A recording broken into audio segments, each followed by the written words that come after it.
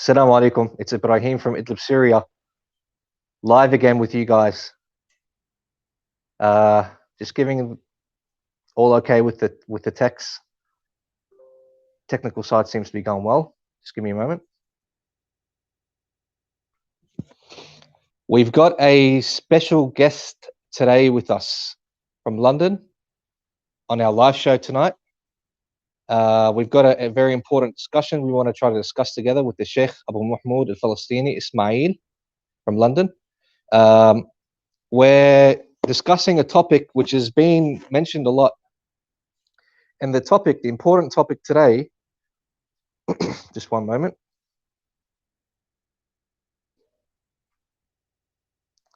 is have people lost hope in the Syrian revolution or the Syrian cause? And if so, why? And what are the solutions? So we've got our special guest, like I said, Sheikh Abu Muhmoud Filisteeni. I'll give you a quick intro to Sheikh Abu Muhmoud. We'll get him on with us. Assalamu alaikum.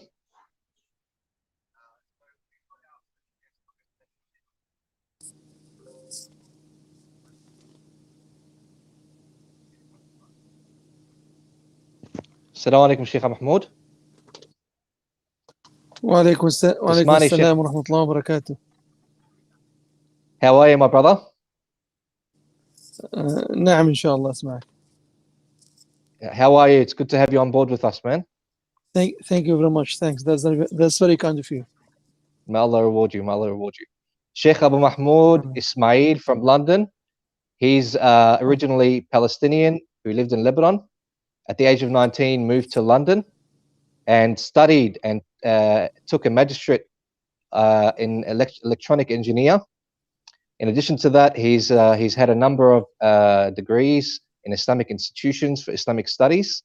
And at the moment, he's studying a magistrate in Islamic jurisprudence. Barakallahu Feek, Sheikh Abu Muhmoud. It's a pleasure to have you on board with us today.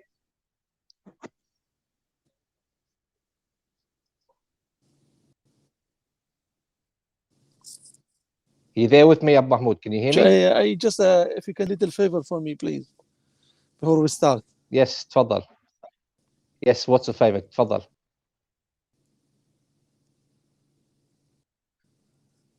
Just, if you can, yeah. Just, there's a little favor can you do for me? Please yes. try just to say Abu Muhmoud. Just please say Abu Muhmoud. So without Sheikh. Arasi. Inshallah. My pleasure. We'll kick off so the people can get their questions ready. Just a quick rundown. We'll have a 10-minute discussion, approximately 10 minutes, with Brother Abu Muhmoud regarding our topic today. Have people lost hope in the Syrian cause? If so, why? And what are the solutions? After about 10 minutes, we'll give opportunities to answer some questions.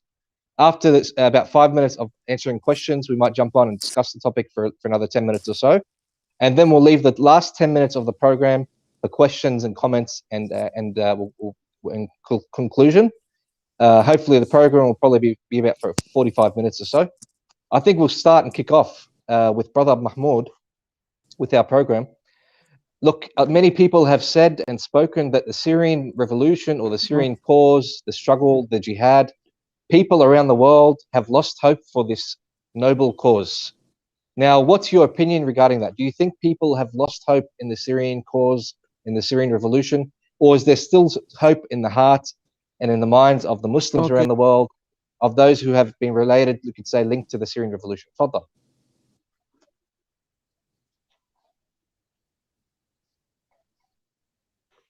Fadda, brother.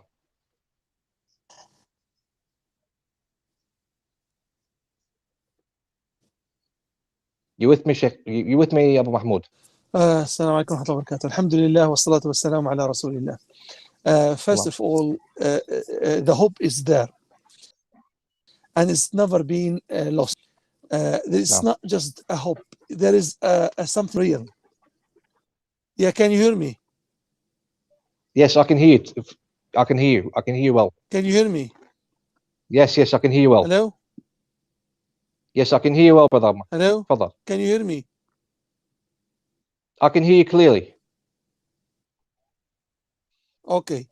Yeah, first of all, actually, I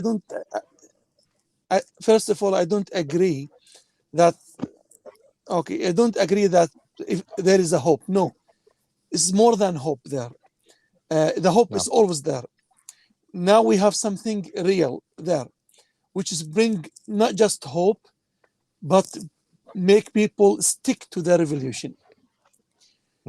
Yeah, Syrian revolution, it went through lots of miserable stages, and the conspiracy is very big and is very wide, and Syrian people left alone to face all this conspiracy.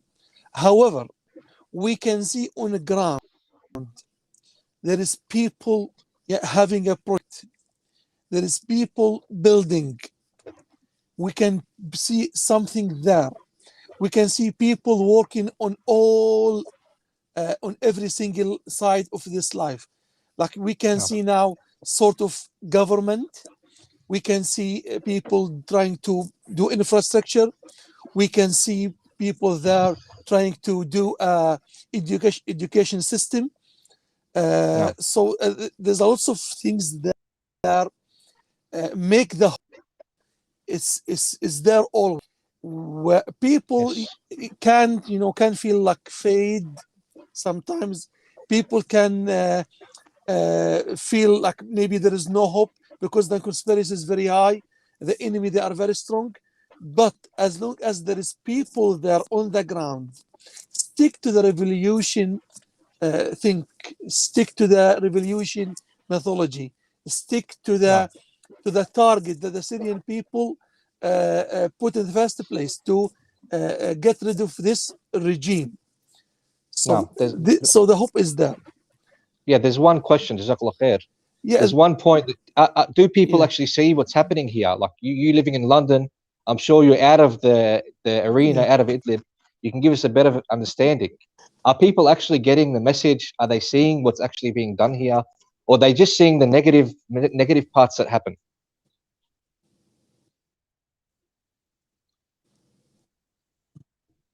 That's the problem. The people always try to pick the negative points, the negative side. They never ever, and this, it's like it's been like they meant to. There is people, their job to concentrate on the negative, just to make trouble to the arena that controlling Idlib now. Just there with the people who's controlling Idlib now, made them forget why they are there in Idlib.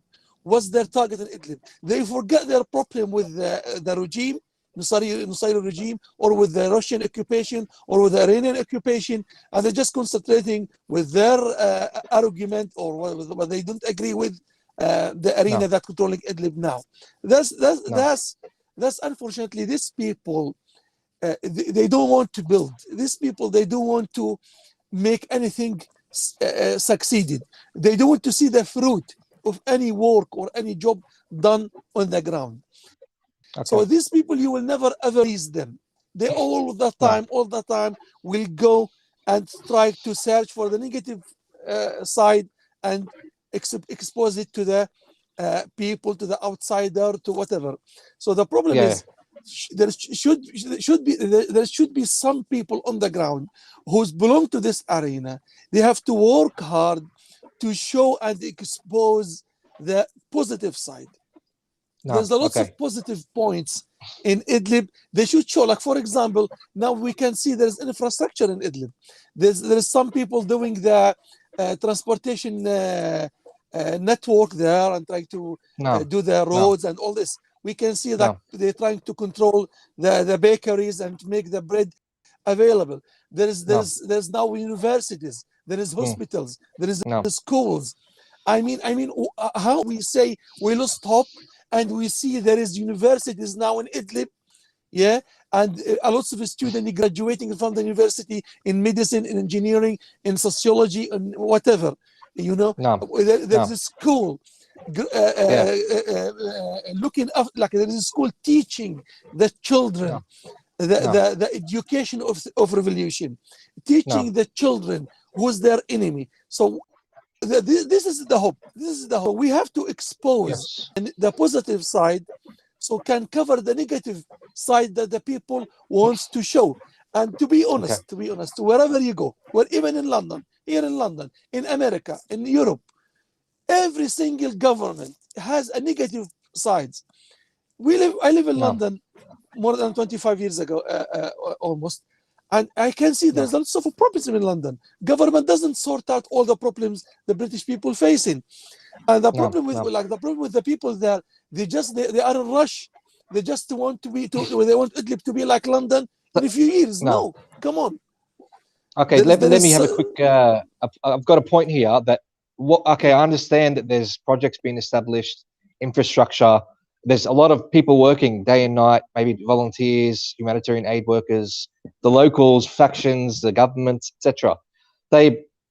If this is not being delivered to the outside world, what is you could say the image being portrayed?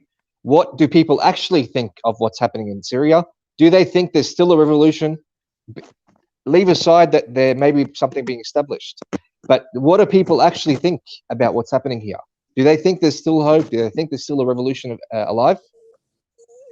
My friend, as long as there is a people there carrying their weapons and fighting for their cause, so there is a revolution.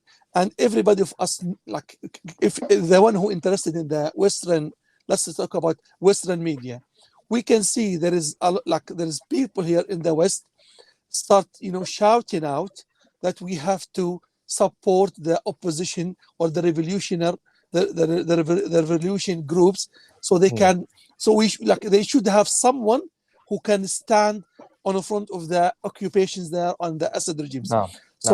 In the West, the conspiracy was very high, but they couldn't finish the revolution. So, and me and you, we know how the West think. The West adapt with the reality. Any situation happen, the West straight away adapt with the new situation, with the new reality. The problem with our people, they don't know how to adapt. They all the time they living the past. They living their battles. That's one thing I noticed. Their battles for the past. Yeah, many stages have happened. Yeah, just forget what happened in the past. Now you have a new reality. You have a new situation. You have to adapt with it. Why I have to keep living the battle anti the bay'ah with the AQ? My friend, now we have a new reality. I don't want to live this battle anymore. Why you want me to live the battle of the Jabhat al-Nusra with the groups before? My friend, now we have a different situation now. Let's be honest, like we go straight to the point. First of all, I have to make some points clear. I'm an independent person. I never ever been a member of any group. I never give bay'ah to anyone all my life. I'm very independent. I'm individual. I'm person that support every single Muslim work for this deen and trying hard to make this deen victorious. And I said to many times, anyone who is working for this deen will put my stuff in his place. So I'm not belong to Hay'a or belong to Nusra or belong to AQ or to anyone. We are here. We have nation being slaughtered for more than 2 centuries. We have we have our religions being moved away. Sharia moved away. They put these regimes in our world to continue the colony in our area. So like in Palestine, like in Afghanistan, like in other countries. We have to go high. The problem is people they don't want to improve their thinking. They don't want to change the mythology. How do you expect to do the same things every time and you'll get different results? You cannot. Yes, to I get understand. Different result, you have to try a new method. صحيح.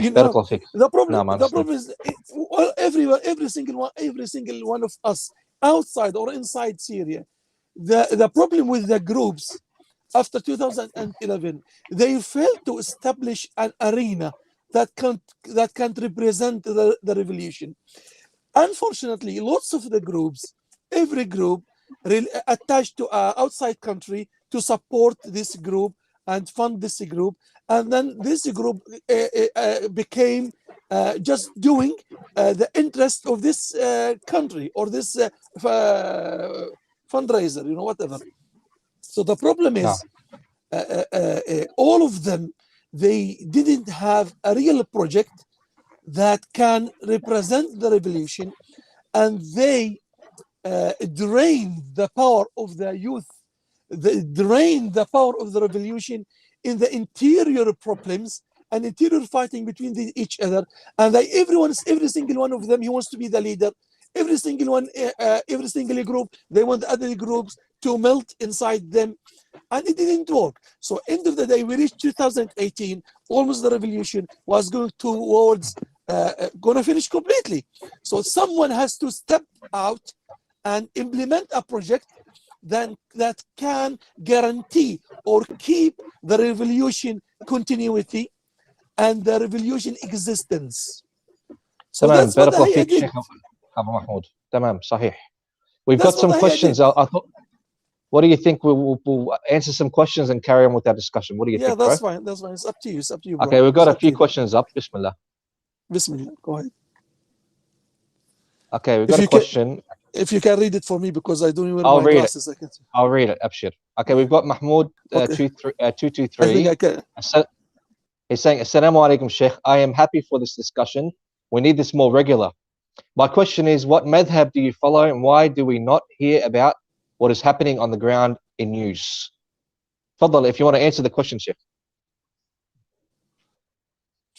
Yeah, first of all, I don't. I studied madhab al-Hanbali, the usul of madhab. However, I'm stick to the madhab al-Hadith.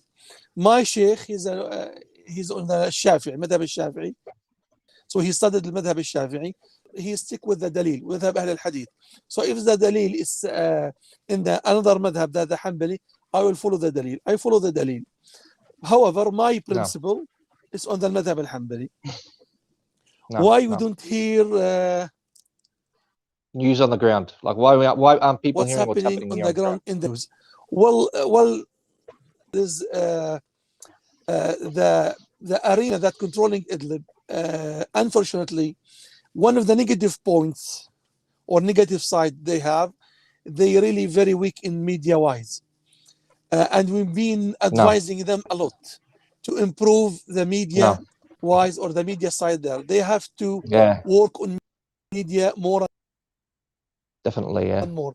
And like sometimes we say they like the TV, they mention the news after like 3-4 days when they pass. This is one of the negative sides. And sometimes the brothers, they have their own opinion, not publishing everything on the ground. And and really sometimes you agree with them. Like for example, there's some negative. Like if they broadcast the news or what's happening on the ground in every single bit, this will bring a negative feedback. A negative image. Negative image. Exactly. Like for example, if your brother is a bad person, sometimes you try to hide a little bit about him and trying to fix him as much as you can before everything like that. And this sometimes harm the repetition of HTS. But and maybe at a different cost, sort of thing. So you look at the lesser of two evils. You either harm your brother or you don't speak about it, so that doesn't make it, it's a tricky one. And harm yourself. So sometimes HTS just accept the blame, accept people taking a bad image on them, accept that this will scratch their repetition, but because they're saying this less mafsada, less harm on the public from publishing what's happening. And sometimes you agree with them, sometimes tell them, no, I don't agree. You have to speak up because your image outside is getting very bad. Like now. Yes, that's right. There is mistakes. There is mistakes happening on the ground. But however, so lots of things the people, they don't know about. They didn't know. Yeah, it's true. That's true. And this side they have to look at. And now this is what like regarding the HTS. in general, Syrian field now, it's like the international players, they want to keep things steady, quiet. They don't want any surprises now. That's why the news not that much. However, the Russian occupation, we see everybody every time, sometimes bombing schools or hospitals or water pump or whatever. But we live a stage now. We should talk about the stage now and why we have this stability, or look like stability in Syria now. Yeah, there definitely needs to be more media, more of a stronger media campaign from Idlib to clarify to the world. Exactly. We got a question, another question from Zakaria. We'll try to get this one up. Sorry. Zakaria, we only see Zakaria, thank you for the question. We only see death, torture, and corruption, and because of the loss, because of that, I lose hope and see myself that Assad, Russia, Iran win the war over the Muslims. Is this true? Is there hope? That's Jazakallah khair for the sister first. I want to tell the sister, this is the toll of the Islam. Some people think that the Islam is like something nice and something like has no death, no torture for the Muslims. That's not true. More than 80% of the companion, they died in a war, and before the Islam gained victory and spread all over the Arabian desert, the Sahaba used to be tortured by the kuffar, and we have to understand something. Allah subhanahu wa ta'ala said, وَالْعَاقِبَةُ لِلْمُتَّقِينَ. So people they forget this. Al-Haq has a toll. And one problem with the sheikhs, most of the sheikhs or scholars in Arab world or Muslim world, they just want to follow the Haq without the consequences of Haq. The Haq has consequences. And this what my sheikh said. Most of like why we see like sheikhs, they just step back or fall down of the right path, and he knows the Haq. Yeah, he knows the Haq, but he cannot bear with the consequence of the Haq. The Haq has got consequences. The consequences of the Haq, you will be arrested, you will be tortured in the prison, you will be maybe you will get killed. SubhanAllah. That's like the Prophet sallallahu alaihi wasallam when he was in the Quran with يمكر بك الذين كفروا ليثبتوك أو يقتلوك أو يخرجوك. Exactly. If the disbelievers were plotting to imprison you or kill you or exile you. Exactly. And what Musa said to the Bani Israel when Fir'aun wants to kill them. قال موسى أعوذ الرجيم استعينوا بالله واصبروا إن الأرض لله يورثها من يشاء من عباده والعاقبة للمتقين. So when Fir'aun used to kill their man, used to take the women and children as a servants and slaves. And Musa just told them, استعينوا بالله واصبروا. Seek help from Allah, be patient, because this earth for Allah. And by the way, these people, they don't gain victory over the Muslims, no, or over the Islams. They get some victory because the problem from us. No, it's shortcomings from ourselves. أفلما أصابتكم مصيبة قد أصبتم مثليها من قبل قلتم أن هذا قل هو من عند أنفسهم. Allah subhanahu wa ta'ala told the people in Uhud, we say, why we get defeated in Uhud? They say, when you get defeated, but you first you defeat the kuffar, and now you get defeated, you say, from where this? It's from your hand, from what you've done. So just one message, Sheikh, here in Idlib, by Allah, it's the verses of Allah, like the one of Musa, and like many of them of the Prophet sallallahu alaihi wasallam, which give hope to the people. Where they hear the promise of Allah is victories for the al-aqib al-muttaqeen. So the people, when they hear these ayat, that's what gives them hope to carry on. And Assad regime, he almost finished. Iranian came to help him, and they failed. And every one of us heard Nasr al-Shaitan saying that Soleimani went to Putin, begged him to interfere in Syria because they get defeated. And the people, like the problem is, Allah subhanahu wa ta'ala revealed the victory on the one who deserve it. But we have to be patient. And now, as long as there is people in Idlib and in North Syria and everywhere fighting, there's still the hope is still there. As long as they stick to the resistance, to the jihad, to the revolution, and fighting the occupation, the hope is there. The hope we lose hope when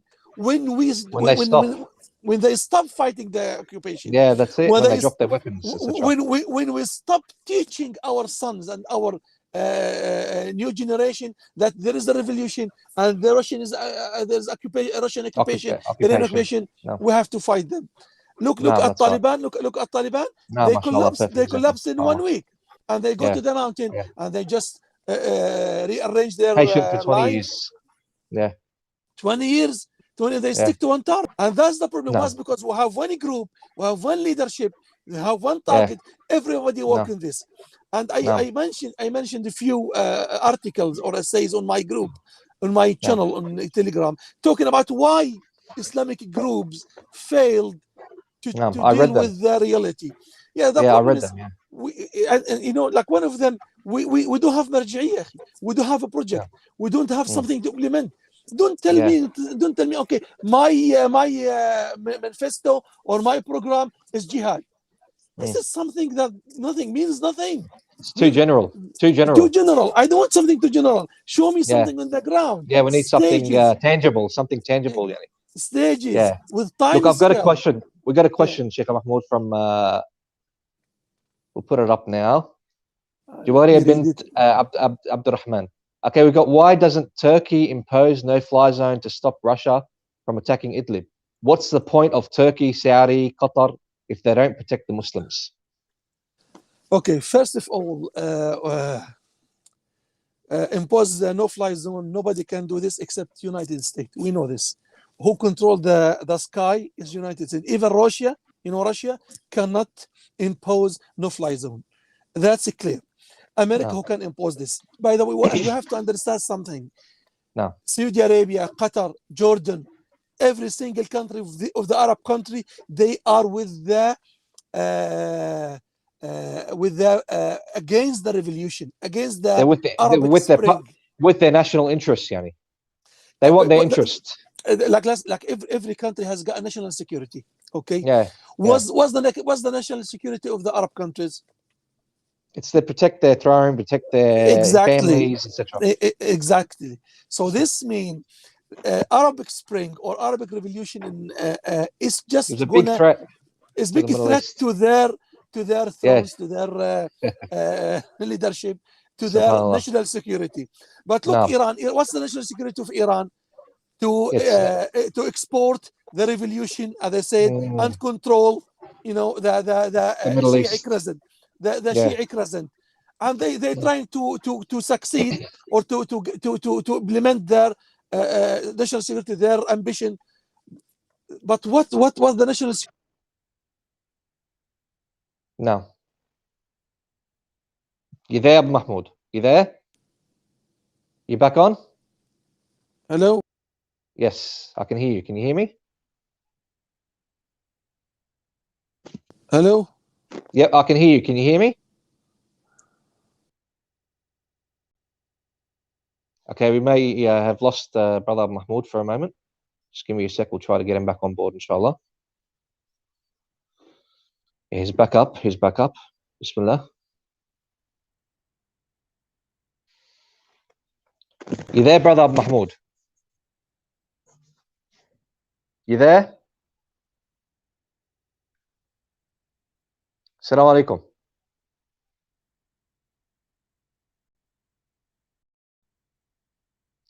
I can't hear you. I can't hear you. Can you hear me? Give me a sec. It seems everything's sweet on my end. Just make sure your volume or your speaker's on.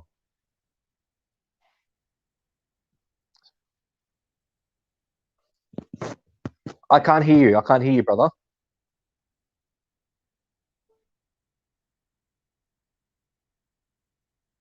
Bear with me, guys. We'll try to fix up this technical issue. Bear with me.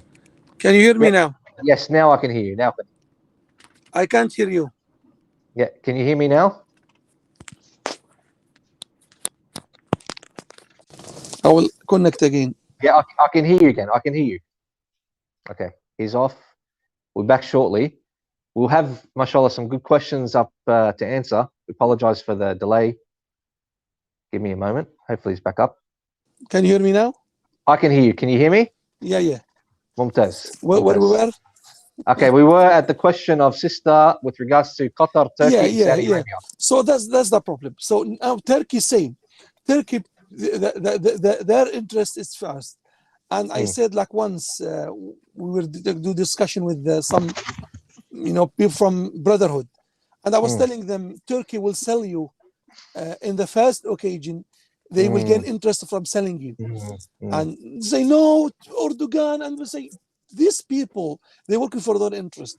And Turkey, let's be honest, Turkey is just belong to NATO and cannot go further with the NATO. They've got boundaries, they've got borders, red lines. Yeah, they draw a line, red line. Yeah. You cannot cross it. And even though Russian is one of the superpower country. Yeah. Okay.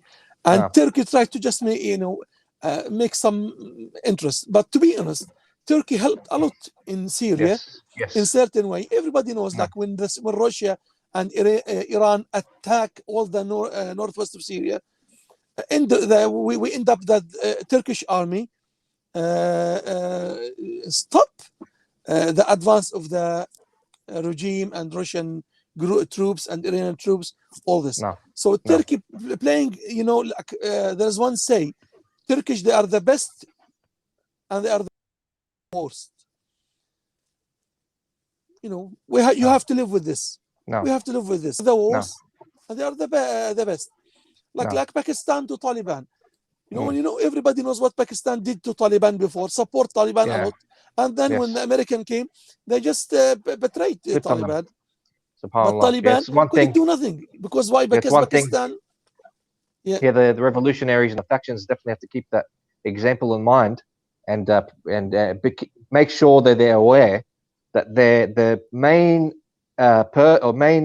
party which is responsible for liberating Syria is the Syrian people themselves, not relying on Turkey or any other.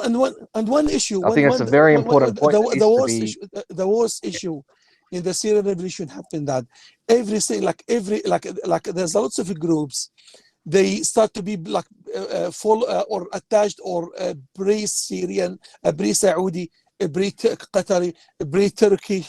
That's a big problem. First of all, the Syrian revolution, they should kept their decision independent. Unfortunately, most of the Syrian group, they don't have their decision. The decision used to be like the orders come from outside, and they just do it. And why all the groups disappeared? Most of the Syrian group belong to Syrian army, they disappeared. What's left is just HTS, and what we have the national army in the north that belong to Turkey. And the Turkey government does not count on them in the big battle. And that's why they need the HTS. HTS is a necessity, and it's necessary to be exist in this stage. Nobody can afford to lose HTS. That's what seems so apparent in the situation in Idlib, and especially in the previous battles. Currently, governance in Idlib, it seems like they're filling a big void which Turkey can't fill. And if HTS disappears, and that void will probably be filled by the Iranians or the Russians or the Assad regime. On top of that, that's the good point that is counted to the HTS leadership, that they made their existence necessary to everyone. No one, even the American themselves, they cannot afford to lose HTS. And this is how good you are. And all this, I'm going to call them in English. I don't want to use the bad word, or bad vocabulary. This, the people who just, keep, I don't want to say barking, but keep shouting. Just, because why? Because what's the problem with the HTS? HTS took our place.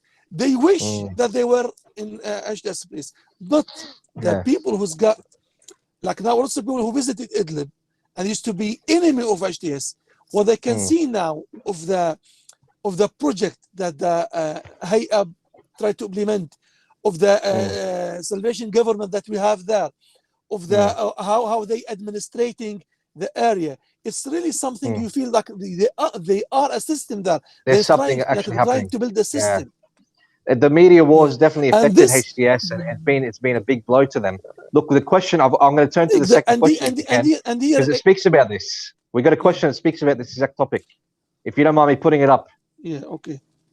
Okay, we got a question by Scooby. We hear a lot about certain cases like arresting Muhajirin. Maybe people lost hope in the Syrian revolution because of HTS's actions. Or is there other reasons? Okay. People may blame HTS for the loss of hope in the Syrian revolution. What do you think about this? We go to this point, like arresting Muhajirin. I hate saying general vocabularies or general accusation just to scare people. That's the problem of some of Islamists. Let me use this vocabulary or this term, Islamists or jihadists. The problem is they use big term just to, and it doesn't. This term doesn't match with the reality. Okay. What about the Muhajirin with HTS? If we come and say the majority of the Muhajirin is with HTS, that seems like the reality. Group, and there is the few is against the HTS. Okay, let's say HTS has. Nobody can say HTS doesn't have a mistake. And first of all, I have to make it clear. I am personally against any arrest. I am personally against any fighting. I am personally against any wrongdoing against any Muslim from any authority, HTS or others group.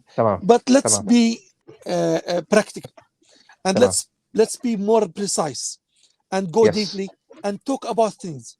Like let's take the last event happened, or the last problem happened with Muslim Shishani. Okay. I kept quiet myself. I kept quiet but usually used to speak a lot. I kept quiet. Why? Because I want HTS to show the people why they're doing this. Let's discuss this. Let's discuss this problem. Try to keep it brief, Sheikh Abu Muhmoud, because there's many more questions are coming up behind us. Yeah, is HTS was completely on haqq? No, not completely on haqq. Was Muslim Shishani innocent completely? No, wasn't. He wasn't innocent completely. Okay. Let's. I want to say it clearly, and I don't afraid of someone. I don't fear nothing. I said it since 2014. Okay. Since 2014. Say in Idlib, in Syria, the big groups, they shouldn't allow anyone to establish a new small groups. Okay. Yeah. Look, lately they worked on that. Yeah. The small groups, is a big problem and big challenging, and one of the main reasons to fail. I think that's one big issue that we faced over many years here. The small factions, each faction managed a little area. Like in northern Aleppo, I think you still have that. And first of all, there's too many disadvantages. First of all, we make more groups, which is more sections, which is more problems. We have more fighting between each groups. We have every single group, like if you have 30 person and you've got a lots of fund from outside, the 70 person you have individual, the first 70 personnel or individual you have, they will live like rich. They will live rich. They will eat properly. The big group, they don't have money to make their personnel live the same level of the smaller group. Then they will start losing personnel because they want money or whatever. And you get a lot of that little details, little issues on the ground. And execute them, and then we will end up more groups. So no power that can make a change on the ground. No one military decision, not one military idea, not one military manifesto or disunited, Yanni. Disunited. This is first disadvantage. Second disadvantage, you will have a security issue. HTS was facing a security issue. Every single criminals who's stealing people money or threatening people life or doing kidnap, مفسدين في الأرض, they will hide inside small groups. Yeah, look, the people, there's one thing about this, Abu Muhmoud. People outside seeing the events and seeing the media campaigns, it'd be very hard for them to understand these sort of intricacies, you could say, or these small, fine details. Okay. What's your message regarding that? Yes, like, mistakes happened. We confess. HTS commit mistakes. We know HTS now is a big group, accepting every single Muslim. So not all the individual in HTS on the same level of deen, the same level of moral, the same level of honesty, the same level of truthness, you see, or trustworthy. So we have a situation, okay, like every arena, it's got a problem, or mafasid, and it's got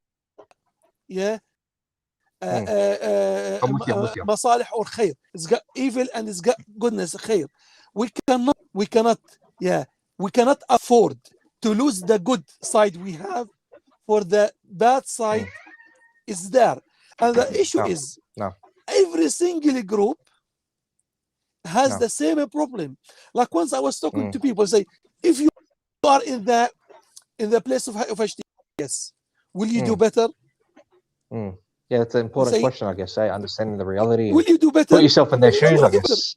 You're not going to do better. Do you think you're not going to torture people? You're not going to arrest people and kill people? You're not going to do takfir on people? Myself, I've been lots of issues or lots of certain precise cases where is a jihadi group and they claim they belong to the best group, what they're saying, and they kidnapped people, accuse them of they are murtadeen or a traitor, take their money, whatever, killed people. Okay, what are you going to do with this? So everybody doing mistake. Wallahi, one man, if he listened to me now, I asked, he was arrested by HTS and he's not Syrian. Okay, he was, and I told him, if what you were doing now, you were doing it, and the Hurras who's controlling Idlib, not HTS, or what's going to happen to you? Or أحرار الشام مثلا, or other. What's going to happen to you? What's going to happen to you? Yeah, that's a reality, man. You're a war zone. You're in a war zone. Are you still going to be alive? Are you going to be alive? He committed to say, there is no group better than HTS. Okay, there is no one better than HTS. Okay, got mistake, but they have mistakes. They have mistakes. Big mistakes. They say have big mistakes. Nobody can deny this. There's some breaching the Islamic rules. It happened, but is this a policy or is exceptional? So, like they're saying, there's torture in the HTS zones. I agree.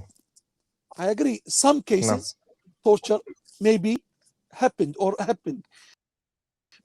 But is the policy in the HTS or exception cases? They say exception cases. Yeah. Okay. So let's work on this exception cases and try to make this appear. And this can happen. And this can happen if we work together. If we go to HTS and force them to do reforming, to do islah, so they have.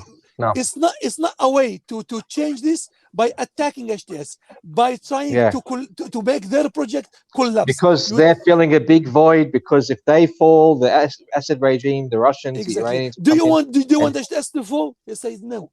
So okay, if you don't want the HTS to fall, so what we do? We force HTS to get better and do Islam. How this? But we keep talking to them and talking to them and talking to them, but not just come to the exceptions things and make it big and make it this is the policy. Tamam, Sheikh Abu Muhmoud. We've got a question by Mahmoud 223. I think it's a good one, being that you're Palestinian. I have more questions, brother. Isn't the Palestinian cause and Syrian cause the same? Being that you're in Palestine, what's your retaliate? Like, what do you say about this? It's just not just the Syrian cause. Every single cause and every single Arabic state and every single Muslim state and the Palestinian the same cause. Akhi, Palestine liberated if the Arab countries is not liberated. People has to understand this. The regimes that we have in our world is a colony states. It's being established by the colony, by the istimar, by the occupation. So every in Syria and Lebanon, who made the governments there and the institutions there? Institutions, the French, the army, Lebanese army established by the French. And if you look at every single Arab state, you have just one institution that controlling everything, which is, if you go to the North Africa, Morocco, Tunisia, the army.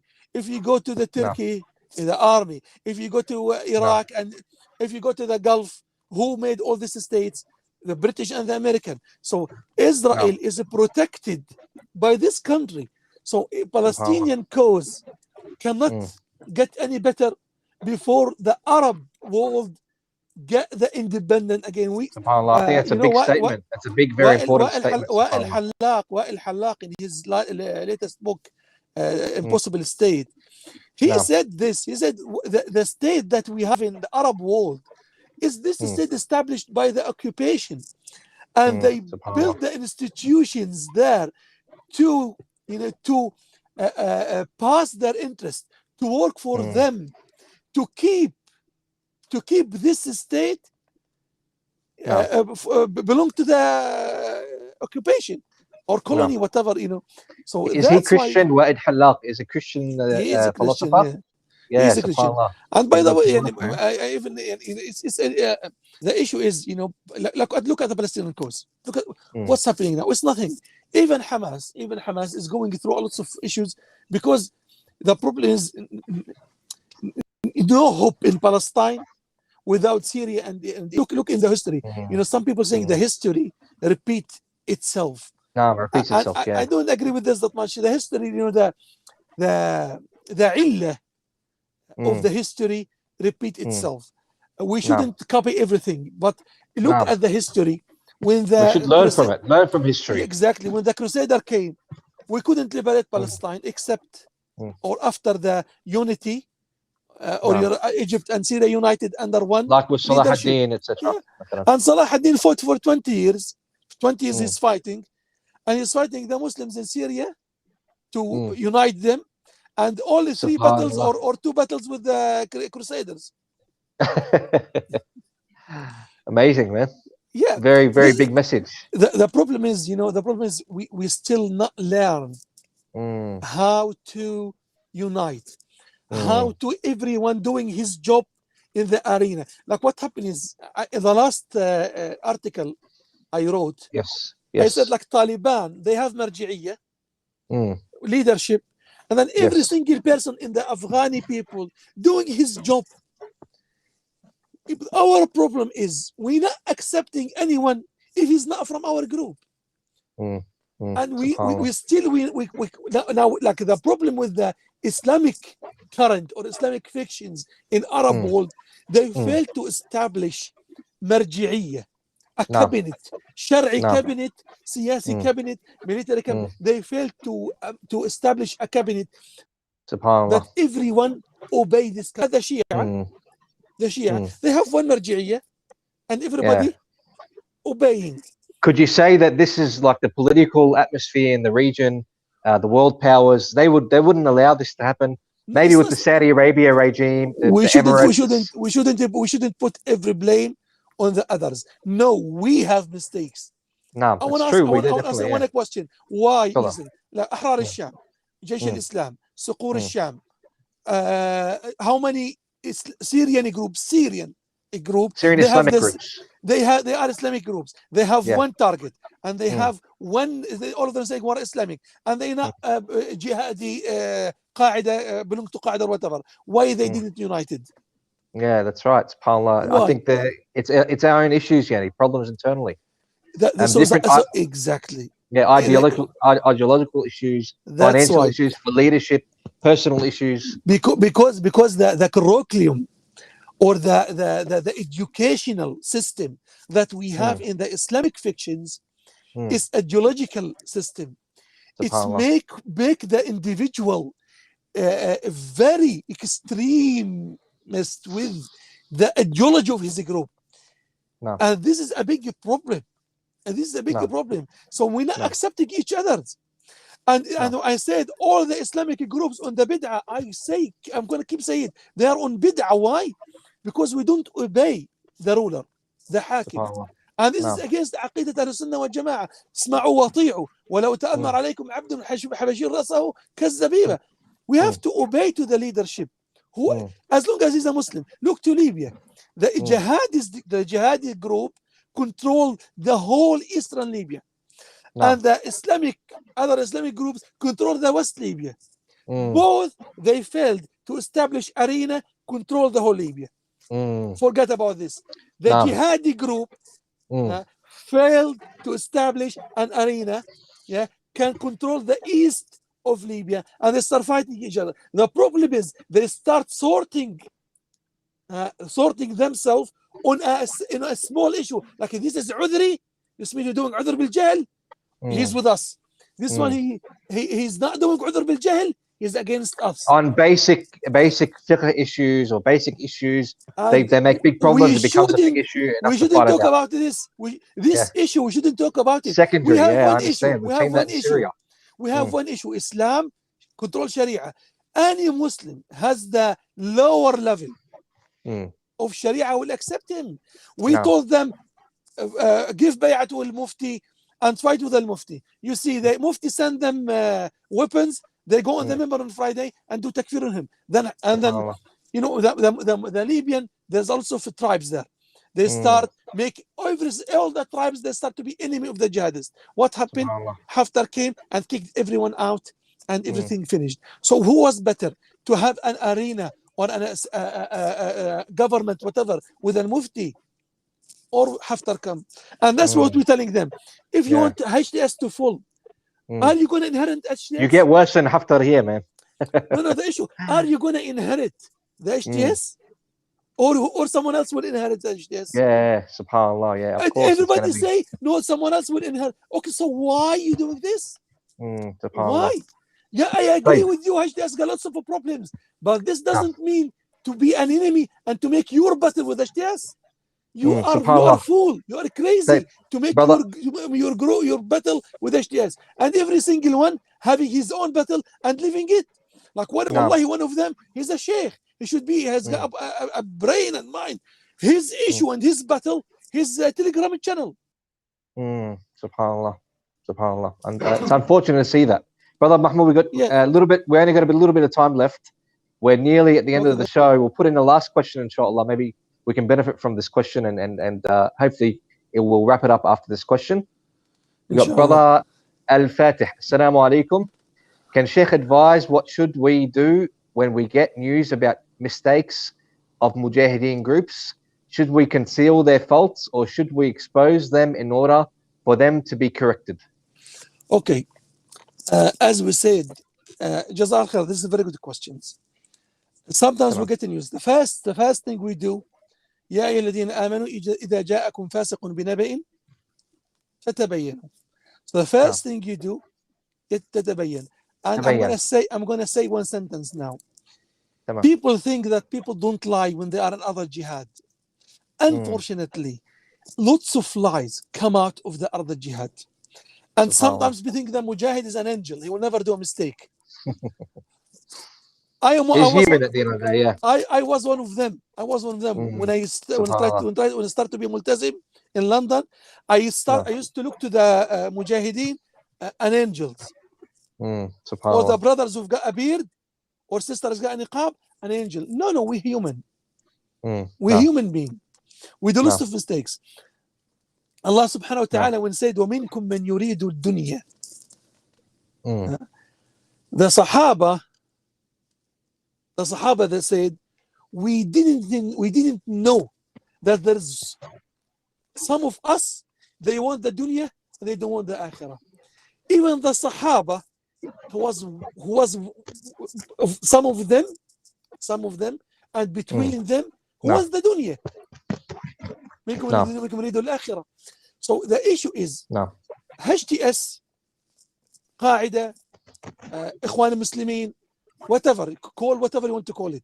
Every single Islamic group has got a people there. They're not good people.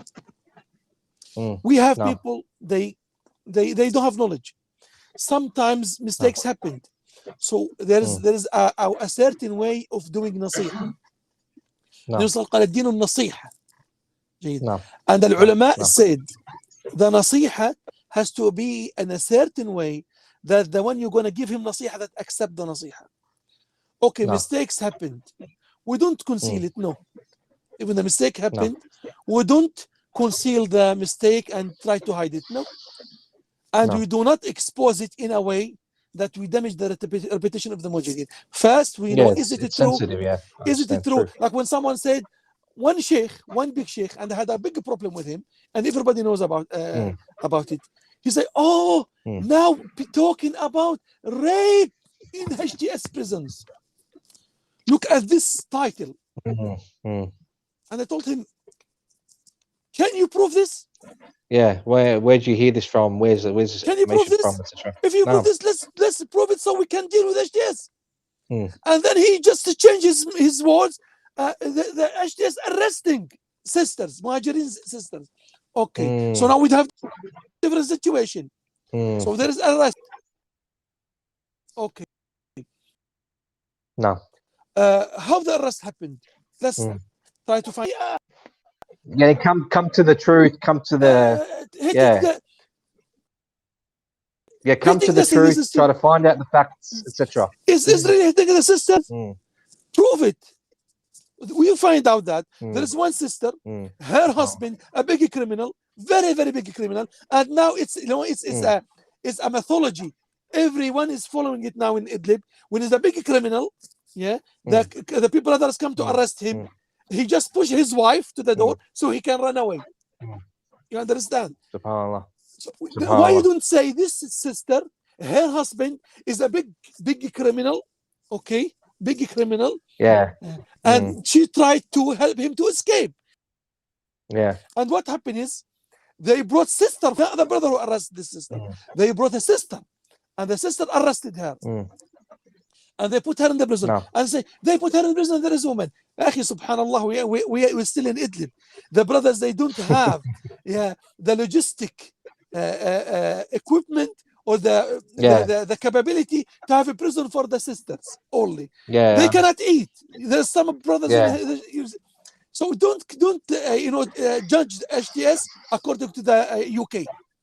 For example, SubhanAllah. What I'm saying? No, I understand. Yeah, I think it's a reasonable advice, man. It's just find out the truth or being, etc. And sometimes mistakes happen. We tell the brothers, oh brother, this mistake happened. It's haram. It shouldn't. You should finish this. And wallah, I said it for Allah. I witness Allah. If you advise the local authorities in Idlib, when you advise them, what's the reaction? Do they react to you? Wallahi. I witness Allah on my word. And who witness Allah on a lie, he's a kafir. SubhanAllah. Every single time we reach and we contact the brothers in HTS regarding a madlama, they quickly deal with it. Madlama, you mean oppression, a case of oppression or mistake or something like that? Impression, or they put someone in prison and he doesn't deserve to be prison. Wallahi, once someone, his uncle, his mother's brother, who is one of the big Daeshi, and this Daeshi put money in his house, and then the brother arrested him, but he's not Daeshi, and he was the only son for two elderly. And when you spoke with the brother released him and gave him all his money, and his car was hit, and they repaired the car for him. Wallahi, once Jund al-Aqsa arrested one civilian from Idlib, and they accused him that he's a murtad. Why? Because he's selling chemical materials for the Kurdish. Kurdish. And they took more than $1 million from him. And when Jund al-Aqsa collapsed and HTS took over, wallahi, they returned the money to this guy, what they had. And then and then the General Aqsa gave money to the Akhwal in Turkestan, and then Turkestan return the money to the civilian. You seem to know a lot about what's happening, mashallah, a lot more than I do. Wallahi, too many issues. When we tell them about it, they deal with it straight away. Haram. No, we know this is shahada. ولا تكتموا الشهادة. Subhanallah. Thanks, brother Muhmoud. We've just run out of time now. One second. Okay, However, yes, there is some impression happen, and some madhalim happen. Sometimes happen, and sometimes things, because we are talking about a big area, and there's 5 million people there, and you have people coming to you, and you don't know what you know what I'm saying. So you don't know where the background is. We have to help the brothers, not to attack them and start to blame them and start to make them an enemy. No, problems happen. Go and speak to them and speak again and again and again, because we cannot afford to lose this arena in Idlib. You cannot afford. No. You cannot afford. Yes, brother, go ahead. Brother, we'll try to finish up. We had the original topic, mashallah. We had a number of questions we've answered and discussed. The original topic was, have people lost hope in the Syrian cause? If so, why? And what is the solution? What I'd say, if we can wrap it up, what is the solution for those who may have lost hope? What do you advise? What do you think can cure the heart? Would it be military openings for them to liberate areas, the revolutionaries? Would it be establish an Islamic government to tahkim Sharia? What do you think will be unification? What do you think will reignite the hope in the hearts of the people? Okay. The hope is there, and it's never been lost. First of all, why? As long as we have people carrying weapons and fighting the occupation, the hope is there. As long as we have kids memorizing Quran and raised up on the Islamic mythology and the Islamic ideas and way of life, it's the hope is there. As long as we see people work and build schools and build universities and build hospitals, the hope is there. As long as we see the Sharia is ruled. Some people saying the Sharia is not ruled in Idlib. This is lie. Sharia is ruled. That's an important point there. There's a lot of people that claim that Sharia is not the problem is everyone wants the Sharia to be ruled according to his understanding of Sharia. That's if you're teaching people Quran, this is from Sharia. If you're teaching people Aqidah, this is from Sharia. If you're helping people to eat, this is from Sharia. And one advice I give to the people who's controlling Idlib, this advice I give it to them. If they want the continuity for their project and their arena, if they want their existence to stay and to keep their existence, they have to concentrate on the educational system, on the curriculum. They have to establish a curriculum that match with the revolution targets, with the revolution way of life, with the Islamic way of life. The curriculum is very important. And I don't want anyone to say we don't have the fund to print books and give to the student primary school. Concentrate on the primary school. Concentrate on the primary school. You do not you have no need to print books. No. In Europe,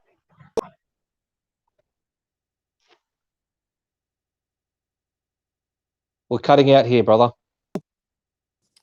Primary school, there is no books and do this. Just follow the curriculum that the authority they understand. There's ways around the whole financial problem. Exactly. And by the way, this very, very important issue. You have to raise the children, the new generation, on the revolution concepts, on the revolution targets and ambitions. You should have, because what we have now, maybe we're not going to have them after 5 years. We're going to get old. We're going to die. So who's going to take the flag again and carry on? Is this children? The one who was 10 years old when this revolution now is started, 20 years old, now is 21 years old. And he's the soldier now. He's who's doing ribat on the front line. 18, 19, 20-year-olds, 21-year-olds. Exactly. You see, so this is what they have to do. This is the message to the people who's controlling Idlib, to concentrate on the curriculum for the primary school. This regimes, the regimes in Arab, this Ba'athi regime is compulsory. They took the model of the Islamic studies and they put national. They replaced it. Replaced with the nationalism. Al-Qawmiyya, they call it Al-Qawmiyya. Exactly. Why? Because they want these children to grow up on their political educational system. The problem is you have to educate your children with the politics or with the political concepts and understanding that serve and that support and that provide the revolution with what is going to keep its continuity. Subhanallah. Jazakumullah khair, brother Muhmoud. It's been a great discussion, brother. Maybe we can do another one in the near future again. Inshallah. Jazakumullah khair for this opportunity. Jazakumullah khair. Barakallah fiqh. We thank all the audience who were able to watch and all those who are going to watch after. It'll be posted on Twitter and on YouTube. I'll post it on Facebook and my other accounts. I'm sure brother Muhmoud will repost it on his accounts as well. Inshallah. It's been a pleasure, brother Abu Muhmoud. Jazakumullah khair. The pleasure is mine. Jazakallah khair. Arasi wallah. We'll talk to you soon, brother, and thanks to everyone. Once again, it's your brother Ibrahim from Idlib, Syria. We'll catch you all later, inshallah. See you next week. Assalamu alaikum wa rahmatullahi wa barakatuh. Wa alaikum assalam wa rahmatullahi wa barakatuh. Assalamu alaikum. Wa alaikum assalam.